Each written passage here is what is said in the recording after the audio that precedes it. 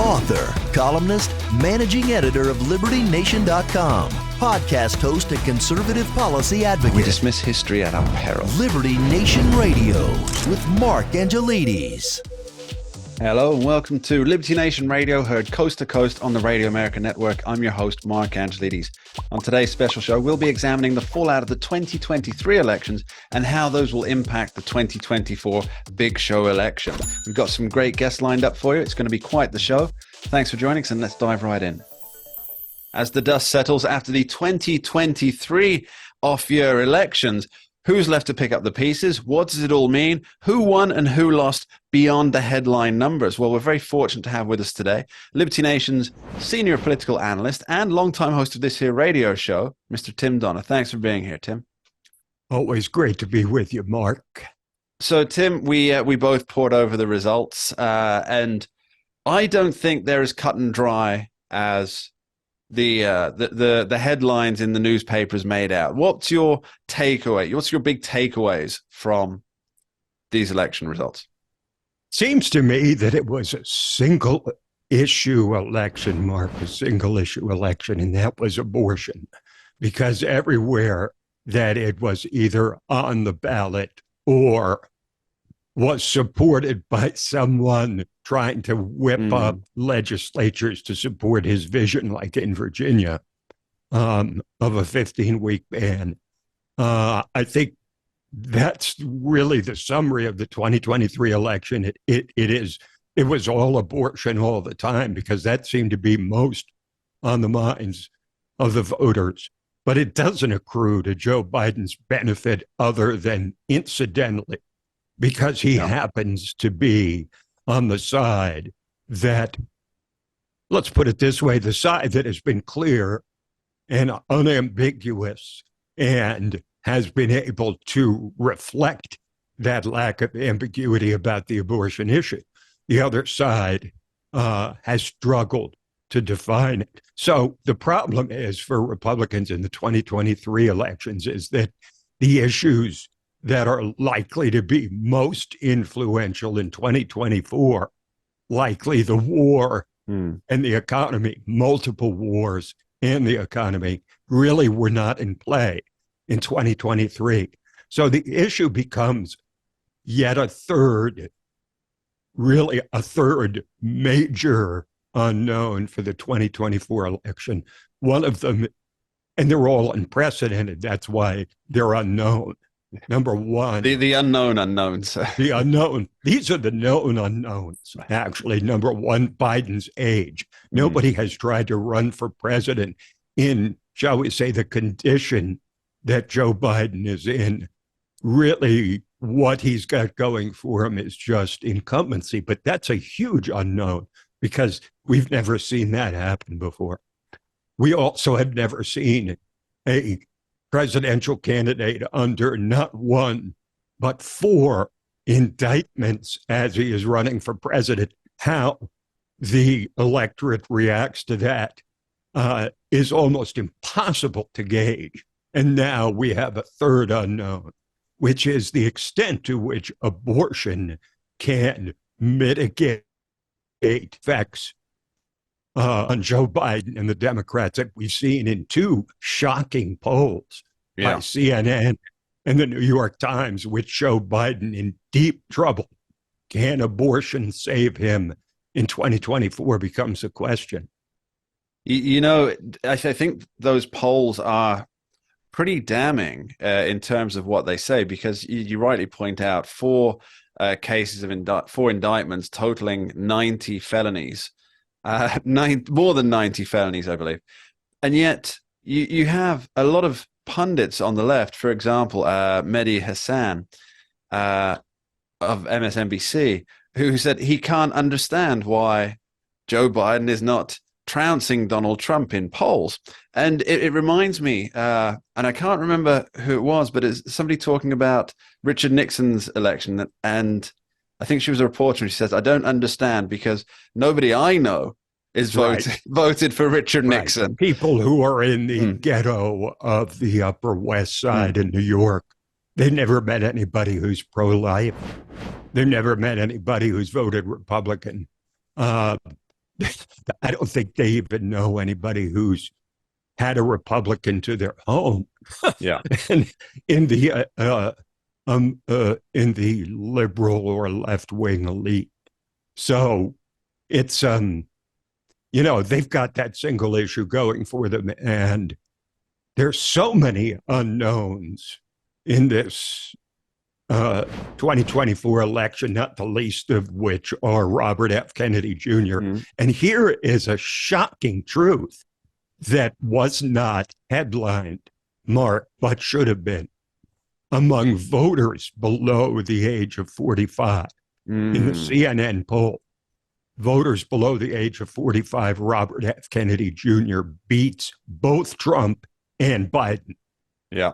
Now, there's a wake-up call for Joe Biden, to some degree for Trump, but mostly for Biden, because there's been a lot of talk about how Robert F. Kennedy Jr. will actually take votes from Trump, but I'm not so sure about that, given that Biden got huge support from young people in 2020, and there's just zero enthusiasm now. In fact, I'll give you the numbers. I was about to try and remember the numbers. Let's see if I get this right. In 2020, more than 60% of 18 to 29-year-olds voted Joe Biden. Is that correct? Let's take it by margins of victory.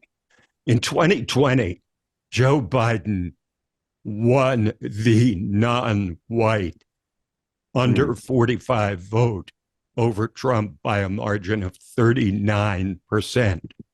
Right now, in the latest poll, 6%.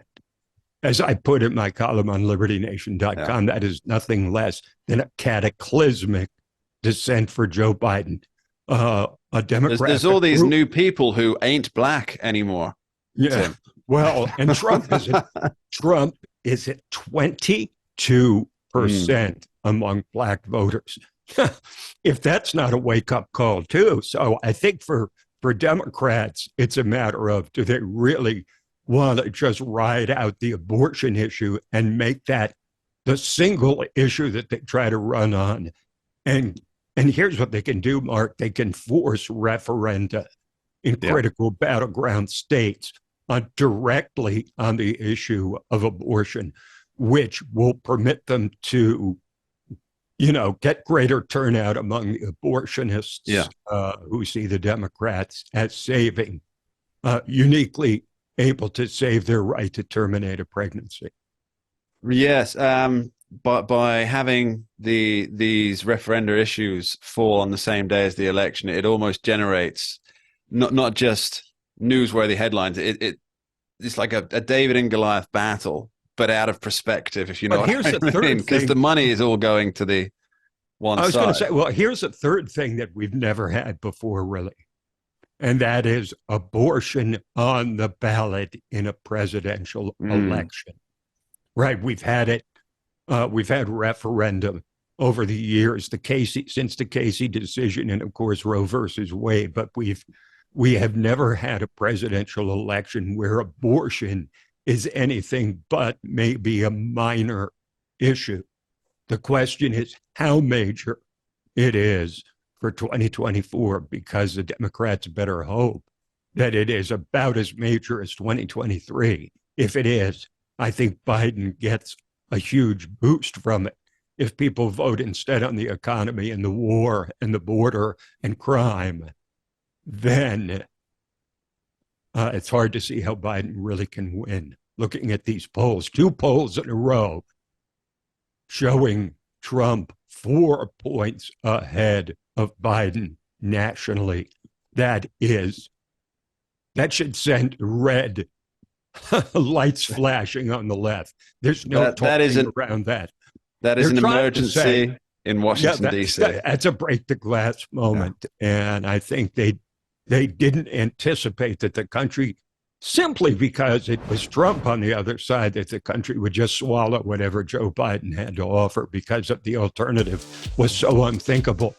Well, they're going to have to reconsider their entire strategy. You say it's a break the glass moment. Well, fortunately, the Democrats do have a Representative Jamal Bowman to deal with that for him. Now, we're going to be true. We're going to be right back with Tim Donner after this short break. Don't go anywhere. We dismiss history at our peril. Liberty Nation Radio with Mark Angelides.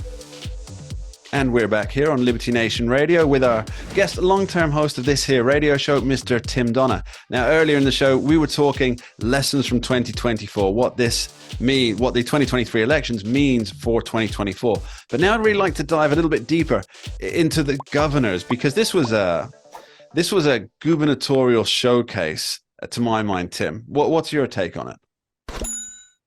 Well, I think the real headline, strictly politically rather than issue-oriented, because as we've discussed, it was essentially a single-issue election, and that was abortion, which is not actually uncommon in off-year elections when a single issue dominates, because the president and the Congress are not on the ballot. But the person who put the most on the line and ultimately lost some of the political capital which he has collected over his 2 years as governor of Virginia is Glenn Youngkin. He invested a great deal of treasure and time and energy to, as he said, hold the House and flip the Senate in Virginia, which had long been a red state until Barack Obama won it in 2008. And it is headed ever more leftward since, until Glenn Youngkin won the gubernatorial race a couple of years ago. But he has 57% approval, according to one recent poll, in 57% approval in the Commonwealth among the voters. So he invested some of that capital in trying to win the legislature so that he could pass the 15-week abortion ban, which everybody knew was on the docket. And he failed to do it. And of course, the left will say, well, see, he's an overrated failure. He couldn't even hold the House in Virginia, not to mention win over the Senate. But I think it less than Youngkin's popularity, it shows the potency of the abortion issue, because that was clearly the thing that was on the ballot. And the only thing motivating Democrats to show up and affirm their majority in the House and try to hold the Senate, and they managed to do that. Now, in Kentucky, personally, I never thought much of the Republican candidate, Daniel Cameron. He didn't coalesce the Republican majority in Kentucky effectively. I mean, let's face it, in Kentucky, you had a Democrat governor, Doug Beshear, in a state that Donald Trump won by 29 points in 2020 and a similar amount in 2016. So for Daniel Cameron to be unable to come any closer than 4 points against a Democrat in that state, it shows two things. Number one, Daniel Cameron, well, it shows three things. It shows Daniel Cameron was a weak candidate. Number two, it shows that Doug Beshear was a strong candidate and has a future in the National Democratic Party as a moderate, non-threatening Democrat. I think you will see him rise. And the third thing is that, again, the abortion issue didn't so much accrue to Beshear's benefit as it did palpable damage to Daniel Cameron, because he couldn't articulate effectively, as no Republican really has been able to since Roe versus Wade was overturned.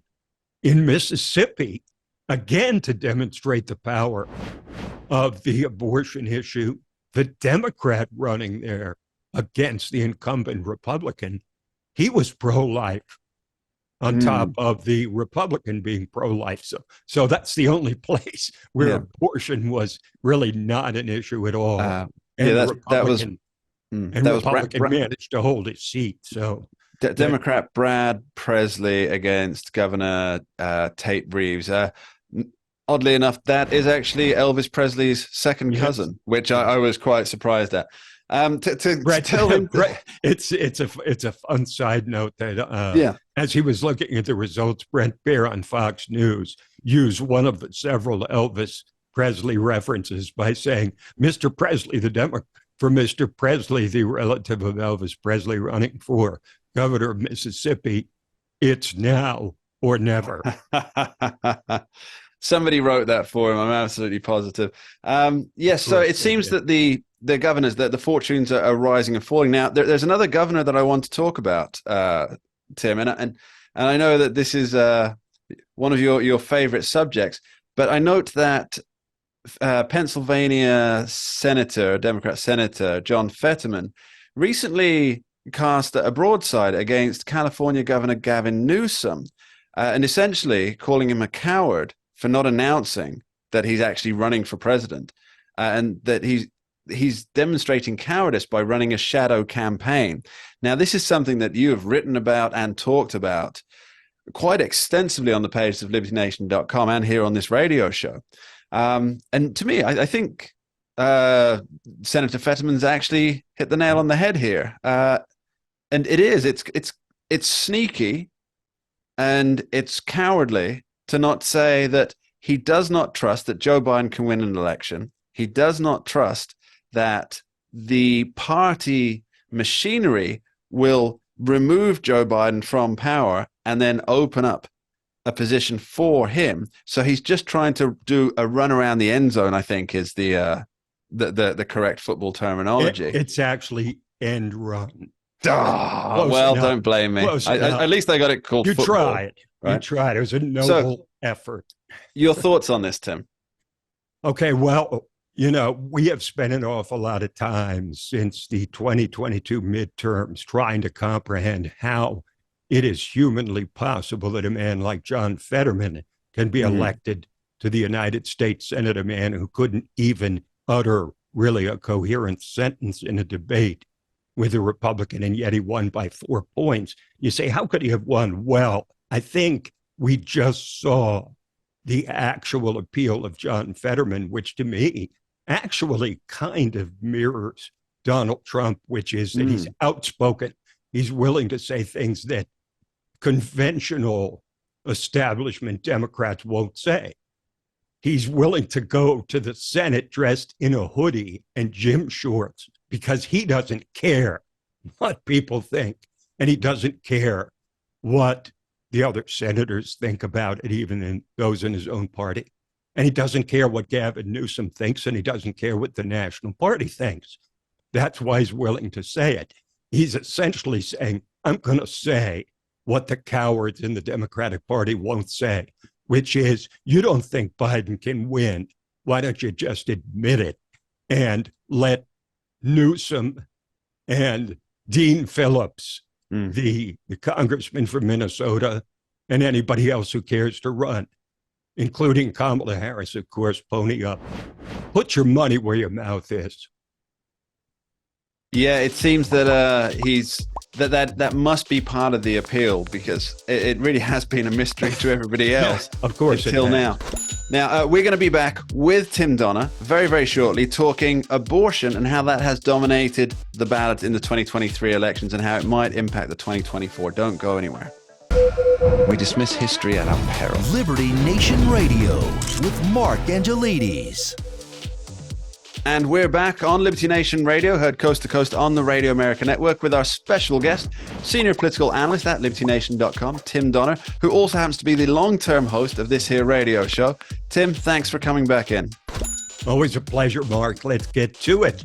So earlier in the show, we talked lessons for 2024, governors, their rise and fall, and now it's all about abortion for us, Tim. It's abortion dominated the 2023 ballot, and in my opinion, I think it's going to be an outweighing issue in the 2024 election. What's your analysis, please?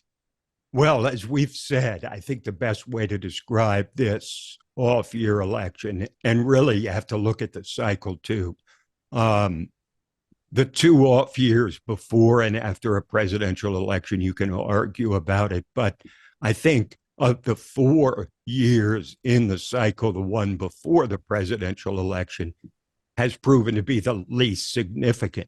But that's history, and there's so many new things that have never happened before, ever. in this election that it is worth noting. Now, abortion has been a problem from the moment Roe v. Wade was overturned by the Supreme Court, because the Democrats have total clarity on their position. They are opposed to virtually any restriction, period. They want it written into state constitutions. They want it written into law by state legislatures. They're crystal clear, and the voters see that. The Republicans, on the other hand, have never come up with a united message on how we move forward with abortion. Some people say 6 weeks. Some people say 15 weeks. Some people say we should write it into the Constitution. Some say they shouldn't. Some will say that there should be less restriction. Others say they should be more. And, you know, Mark, it reminds me of the debate about health care when they were trying to overturn Obamacare, where the Democrats were 100% united. When the Republicans tried to overturn it, they had a ton of different good ideas, but they could never unite behind a single policy that they could sell to the American people. We're getting the same sense here. I think the answer is that the voters do not trust the Republicans on the issue of abortion because of that lack of clarity. And I think you saw that at the ballot in 2023. So the Republicans, who have virtually every other issue working for them in 2024, they've got, of course, the economy, all these issues. Biden is underwater, the economy. He's got 2 wars compared if I may point out Trump's on record this, of peace. like almost all polling, when it's polled by the issues, Trump beats Biden in every single one except for handling of coronavirus, which is a dead issue now. Which is no longer an issue, and it was like a 1 or 2 point margin for Biden. So even on that issue, the only issue he could win on was one that's no longer an issue. Yeah. Right. I mean, nobody's going to be voting on COVID-19, and that shows you we didn't know in 2020 ever, having ever seen in our lifetimes, really ever in the history of the Republic, how a pandemic would affect a presidential election. And we saw very clearly, I don't think any president could have won a second term in the midst of a pandemic. I think Trump proved that. And here, the issue of abortion, yes, the Republicans can try to unite on it. I don't see it happening, though, Mark, because I think there's serious and real divisions about the way to handle the abortion issue. For all the years of being sort of comfortably pro-life and just saying in every campaign, I stand for life, they were not prepared for what would happen when they actually got their way. And that's a failing of the pro-life movement, and frankly of the Republican Party and the conservative movement writ large. There has been little to no coordination about an issue that they should have known would be very damaging to them. The question is, though, can the single issue election of 2023 translate to any serious degree to 2024? And we don't know the answer to that because it's the first time abortion has been on the ballot, really, in a presidential election. In presidential elections, people vote their pocketbooks. They vote peace, they vote prosperity.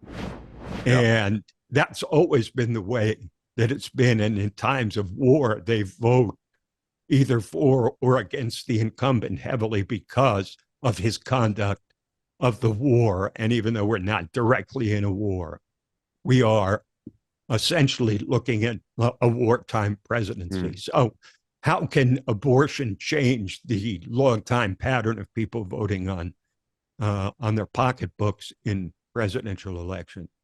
I think a point you made there, it really hits home. The idea that Republicans, that they haven't got a plan for how to present their arguments. So, for example, they say, I'm pro-life. Good. What does that mean? Yes. What does that mean? What does that mean in terms of Precisely. numbers? What does that mean in terms of What does that mean legislation? translated into law now? Because Yeah. 50 different states now have Well, to actually, set Tim, law on if I this. may, that's where I feel the GOP has just gone completely wrong. You see, for years they said let's overturn Roe v. Wade, and that should have just sent it back to the states. But they didn't realize, which is political naivety on their part, that all that would really mean is that the Democrats can then unite and say, look, we've got this experiment, these 50 petri dishes, and we need to make sure that abortion is, well, you know, it used to be was safe, legal, and rare. But now they're just safe, legal, and ubiquitous, I guess, is the thing. But they've Well, and got here's the thing: a message that spans every state, so they can yes, fundraise in every state. They can precisely. coordinate in every state. They Republicans let created. themselves down. Look, the Supreme Court cannot make decisions based on politics, but Yeah. when they overturned Roe v. Wade, look, the Republicans, conservatives, they knew this was coming. They were pretty much certain that Roe v. Wade would be overturned, and yet they did not plan for it. Because, as you said very effectively, what they created was 50 new oppositional electorates in 50 different states. People who, how many people, here's a question you could bring it down to. When the dust has settled and the smoke has cleared from the 2024 election, how many people who would not have voted for Joe Biden for obvious reasons decided to vote for him strictly because he would protect a woman's right to abortion? The answer to that question will be probably one of the most significant revelations of the 2024 election. Now, somebody who I always listen to about politics, you might know her. Her name's Lisa K. Donner. She's our editor-in-chief, and I believe you're married to her. I've heard of her. But she made the point that Donald Trump, this particular issue, abortion here, this could be the thing that pushes Donald Trump to choose somebody, but not necessarily Nikki Haley, who has a very clear message on it. I mean, she makes the point that her husband was adopted. She found it difficult in the first place to get pregnant, and yet she doesn't believe that the government should have much say at all in the thing. And now Donald Trump has also been walking a bit of a tightrope on this, and he's been lobbing a few bombs about that's too strict, which may upset some of his more Christian base. But I think, you know, in terms of getting away from the accusations of he's a pro-life extremist is very, very useful for people who, as you point out, they don't want to vote for Joe Biden because, let's be fair, the world's falling apart foreign policy-wise under his watch. The economy is in tatters. Yes, inflation's down, but all that means that things are getting more expensive, slightly slower than they were. Right. But I think this is really crystallizing Donald Trump's campaign and who he may or may not choose for his running mate. We've just got a few seconds left, Tim. Give me your thoughts on that, please. I concur with that view completely, because Nikki Haley is someone who is viewed as the most, I suppose if you're a Democrat, you'd say the most reasonable Republican running for president, the most balanced. She is a woman. I think she would have appealed to those pesky, fickle suburban white women who were all over the map, depending on what year it is. And I think she could soften the issue somewhat for him, and she's a deft politician. I would say the results of this 2023 election make the selection of Nikki Haley to run with Trump, I don't know about far more likely than it would have been, but certainly more likely, because Donald Trump has a keen eye for politics. He can see these things. His pick of Pence was really good in 2016. And if he picked Haley this time, it might be an equally deft choice. Tim Donner, thanks ever so much for joining us. Always fun, Mark. Thank you. We dismiss history at our peril. Liberty Nation Radio with Mark Angelides. The Supreme Court of the United States this week was very privileged to have in its presence Mr. Scott D. Cosenza, Liberty Nation's legal affairs editor and host of the excellent Uprising podcast. Now, welcome back to the show, Scott. Thanks for being here. Thank you so much, Mark. When that entrance is lovely. I missed the champagne and fireworks upon my arrival at the court, but I'm glad to get them here. Well, yeah, absolutely. I mean, we'll be sending a letter to the justices complaining of the lack of champagne. When you not appeared, I shouldn't use that term. When you went to the court to cover one of LibertyNation.com. One of what might be one of the most, I think it probably is the most important gun case since New York Rifle and Pistol versus Bruin. Came out in 2022, and you were there to observe the oral arguments. Now, could you give us just a brief rundown of the case? It's the United States versus Rahimi. Could you give us a brief rundown of what it is? Sure. Let's talk about Bruin just for a moment. Sure. I think to help understand it, Mark. And whenever the United States Supreme Court imposes a brand new, massive landmark ruling, what is just as important, perhaps, in the ruling that creates that is what happens immediately or soon thereafter, because that's how they tune that ruling to kind of let everybody know where the lanes are and where the rules of the road are. And so that's where we discover what the right or restriction may mean. Bruin was a case that New York State Rifle and Pistol Association v. Bruin came down in 2022. The Supreme Court overturned New York State's prohibitions on all manner of carrying firearms outside the home. And part of that Bruin decision, which was a 6-3 majority authored by Justice Clarence Thomas, said that if there were no historical analog to firearms prohibitions at the time of the founding, then it was likely they violated the Constitution and the Second Amendment to the Constitution. So people have been scrambling in kind of anti-gun jurisdictions to try to keep a clamp down on the regulation of guns and yet also accommodate this decision. And it's been celebrated and demonized. And until in equal measure, pretty much, until and a lot of it and big helpings on both sides, until the Supreme Court kind of then establishes where those lanes are. Did they really mean the most liberal, and sorry if that turns around people's heads, but the most expansive view of gun rights that could be articulated out of Bruin, or is it more restrictive? And that's why there's so much attention being paid to U.S. versus Rahimi, which is the case I viewed at the court, because it was the first post-Bruin big gun case to hit the court. And so we think that, they may lay down those rules in Rahimi, which would then set the stage for, the future of gun rights going forward, at least until the composition of the court may change substantially. Yeah, I think what makes this case so important is not how it'll affect Mr. Rahimi, although Mr. Rahimi probably believes that it's the most important thing is the result for him, but rather how their decision, the justice decision in this case, will then influence or color what states across the nation do in terms of their gun let's enforcement. Talk about Mr. Rahimi very briefly as we talk about the case, which is just that he was subject to a domestic violence restraining order from state court. And federal law prohibits people who are subject to those orders from possessing guns. Then the cops served a search warrant on his house for another matter. Mr. Rahimi is a colorful character, and that's putting it as gently as possible. He's a bad hombre, but they found a gun. And so he was held to possess that gun. His public defender challenged that conviction and said, in light of the Bruin case, this prohibition of, that keeps guns from being kept by those who are subject to domestic violence restraining orders is unconstitutional. Those restraining orders, Mark, are civil judgments. People often don't have representation, and the burden of proof is not beyond a reasonable doubt. And so those are the kind of hurdles for the imposition of such a ban going forward.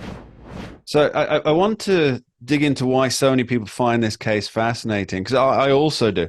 But I wonder if the court rules in favor of Mr. Rahimi that it was an unconstitutional ban for him not to be allowed to possess firearms based on his prior that law is conviction. unconstitutional, right? That the federal prohibition is unconstitutional. Would that open the floodgates for such things as people who have used drugs for example, people who have been a drug addicts or drug users, for example, Hunter Biden? Does it also open?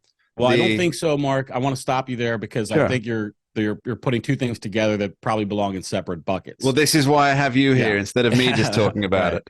So in the one instance, there's a federal crime present that exists only as a function of whether somebody has violated a state court order. That's the Rahimi instance.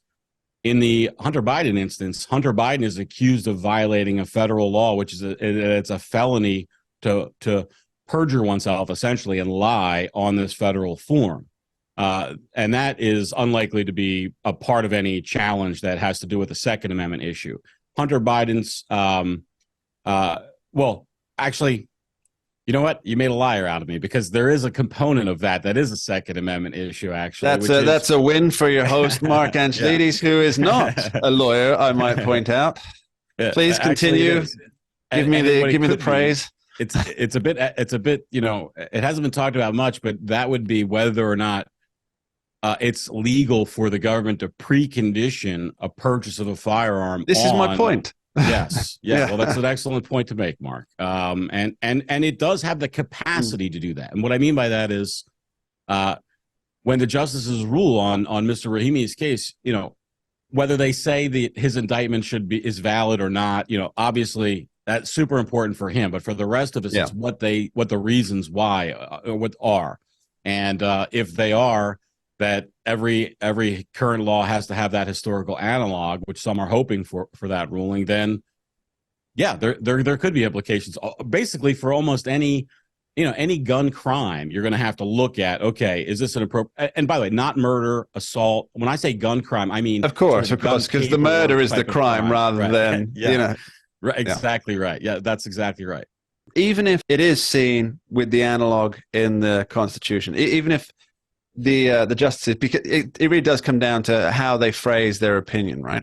And what they pull out of it. And here's another wrinkle, by the way, just to put it out there. It was a 6-3 decision in Bruin. Do we get a 6-3 in Rahimi? Could it be a 5? Could it be a 4-1 to 1-2? Like there's weird combos that can happen with some of these cases, and they often do. I always say, if you're prepared to be disappointed, Mark, by their judgment, you won't be disappointed. It's a great saying and has always proven true, at least in our interactions on it. Sorry. The way I see it is that even if it's a very, very broad road that the justices end up painting, that doesn't mean that there won't be gun restrictions in terms of permits, in terms of... Let me jump in, if I might, Mark, and just say that Mr. Rahimi was not a convicted felon. If he had been, we wouldn't be having this discussion. He was only adjudicated ineligible to keep a gun by the civil law standard, which is a preponderance or 50, not the beyond a reasonable doubt standard. So you're right. Any restriction, and most of these people that we wouldn't want to have guns are restricted because they're felons. Those are certainly will be in place no matter what the ruling in Rahimi is. Now, I'm reasonably sure, Scott, that I'm not going to get the straightest of possible answers, or as we're talking court things, let's say a bright line answer on this, Scott. But predictions, please. Pain, Mark. Pain for those of us who are waiting for a clear, bright line from the court and almost certainly will not get it. It'll be more murkiness, I think, because of the lack of agreement, even among the six in the majority, as to where to turn the direction of the court and gun regulations. And, you know, they make out by not having that bright line. They can continue to revisit and fine tune while the rest of us twist in the wind. But that's not set out of bitterness, but a little bit of frustration. That should be the Supreme Court's motto. We'll leave you twisting in the wind. Scott DeCosenza, thanks ever so much for joining us. Thank you, Mark. And that's all we have time for on this week's edition of Liberty Nation Radio, heard coast to coast on the Radio America Network. I'd like to thank our guests, Tim Donner and Scott DeCosenza, for joining us. And of course, extend my appreciation to you, the listeners, for taking the time each and every week to tune in and join us for the fun. Thanks for being here. We dismiss history at our peril. Liberty Nation Radio with Mark Angelides. Don't get caught up in the media madness. Join our movement for free thinking and free speech at libertynation.com. publishing news and analysis 24/7 with original articles by our team of authors who tell it like it is. Join us each week for online TV shows, The Uprising Podcast, and Liberty Nation Radio. We believe in free thinking and free speech. We are LibertyNation.com.